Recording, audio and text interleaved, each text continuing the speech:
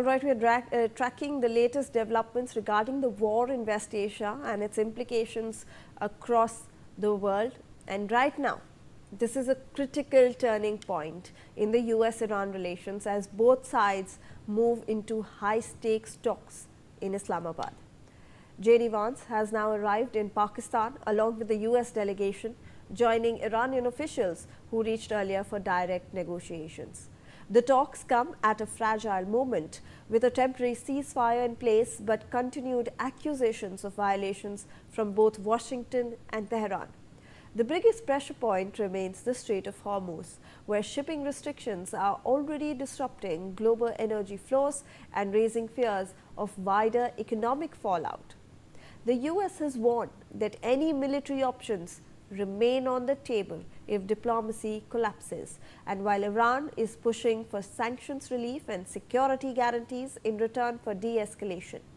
With tensions rising and still simmering across the region, especially in Lebanon, all eyes are now on Islamabad to see if this round of diplomacy can prevent a return to open conflict. In fact, we have some breaking news coming our way in a significant diplomatic development.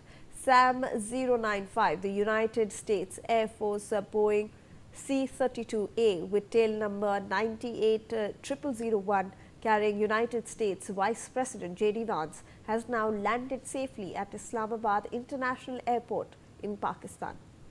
The Vice President arrived this morning to lead high-level peace talks amid ending the conflict involving Iran, the United States and Israel.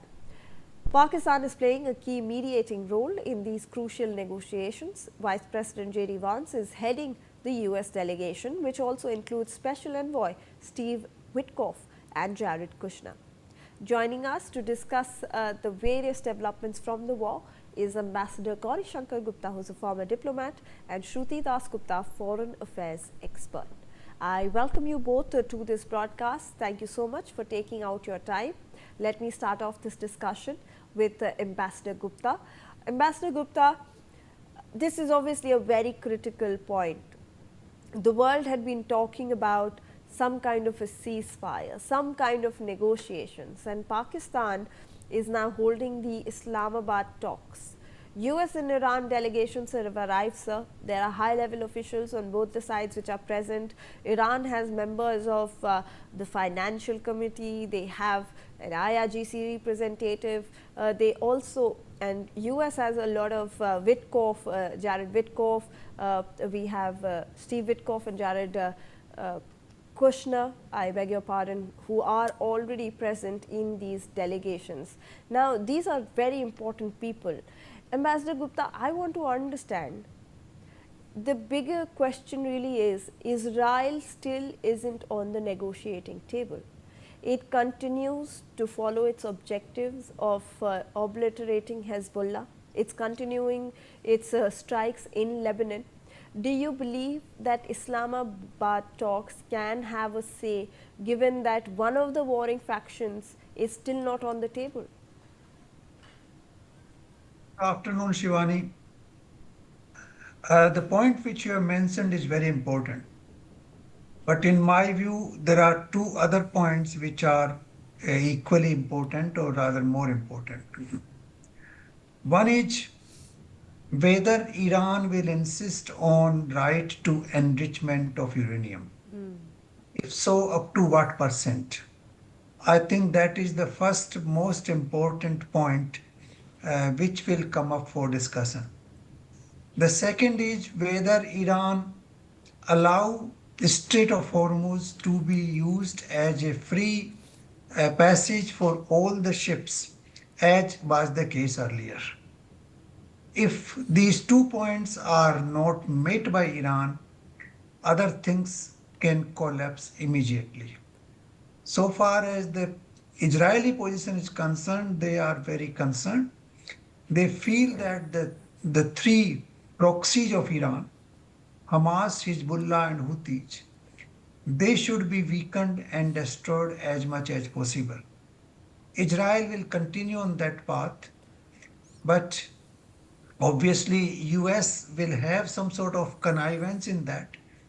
You would recall that before arriving to Islamabad, J.D. Vance made it very clear that you know attack on Lebanon by Israel was not part of the peace talk.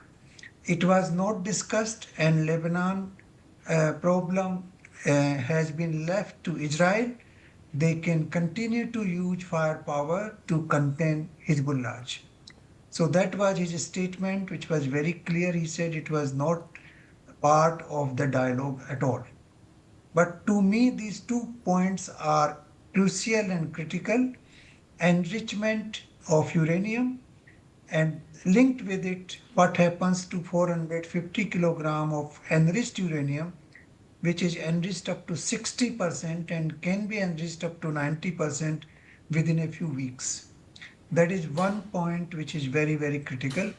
And second, the passage of shipping to the Gulf of Hormuz.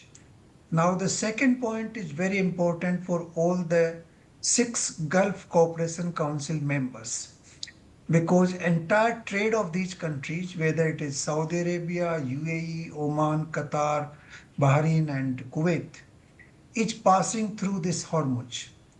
If they cannot have free trade through the Hormuz, they will be subjected to Iranian domination and Iranian pressure.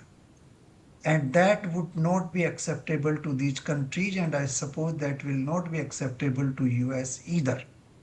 So to me, these are the 2 most critical points. So far as other issues are concerned, they are more for negotiating tactics.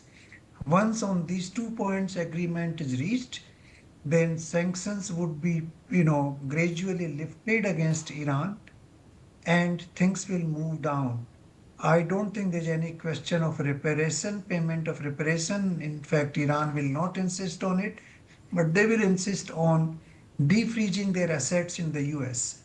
That can come about. That should not be a major problem once these 2 issues are resolved. So I think you can put these 2, or you can add proxies of Iran as a third issue.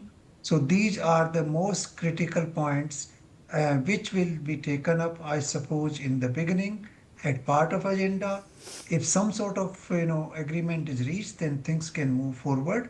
If not, then you will see that what happens on Sunday.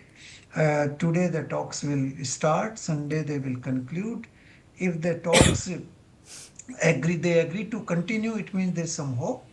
If there's no agreement to continue further, then obviously they will collapse.